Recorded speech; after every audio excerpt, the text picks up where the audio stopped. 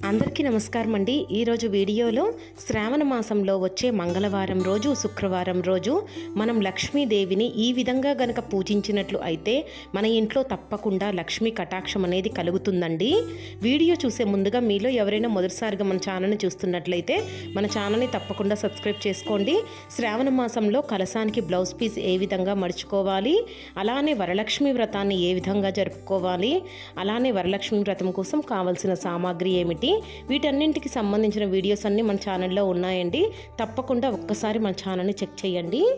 అదేవిధంగా శ్రావణ మాసం వస్తే చాలండి, ప్రతి ఇల్లు కూడా పూజలు వ్రతాలు నోములతో నిండిపోతూ ఉంటుంది కదా. పెళ్ళి అయిన ప్రతి మహిళ కూడా దీర్ఘ సుమంగళి ప్రాప్తి కోసం, ఇంట్లో ఉన్న ఆర్థిక ఇబ్బందులు దూరం అవ్వటానికి, ఇంట్లో మానసిక ప్రశాంతత కలగటానికి మనం లక్ష్మీదేవిని, విష్ణుమూర్తిని, అలానే శివయ్యని పూజిస్తూ ఉంటాం కదండి. ఇందులో ముఖ్యంగా చెప్పాలంటే శ్రావణ సోమవారము, మంగళవారము, శుక్రవారం రోజుల్లో ప్రత్యేకంగా మనం పూజలు అయితే చేస్తూ ఉంటాము.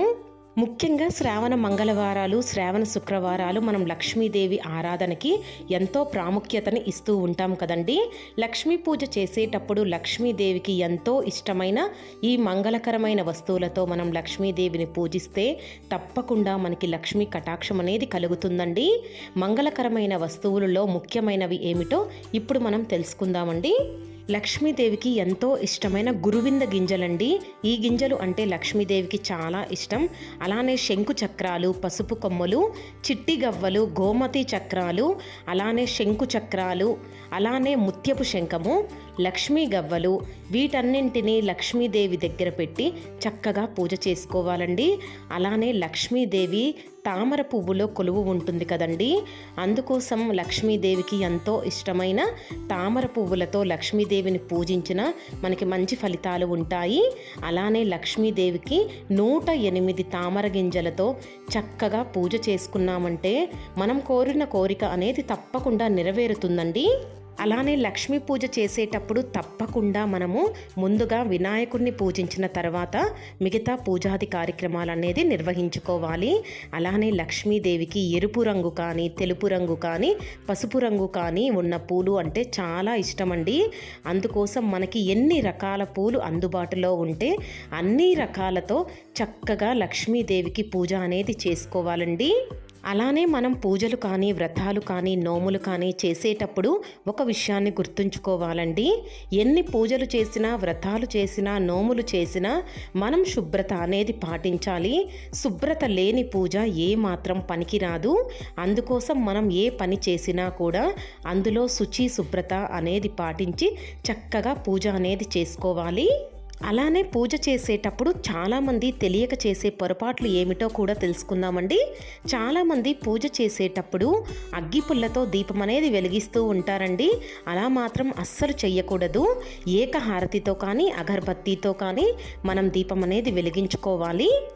అలానే లక్ష్మీదేవి ముందు చక్కగా ఈ విధంగా దీపం అనేది వెలిగించిన తర్వాత ఈ విధంగా మంగళకరమైన వస్తువులన్నింటితో లక్ష్మీదేవికి పూజ అనేది చేసుకోవాలండి.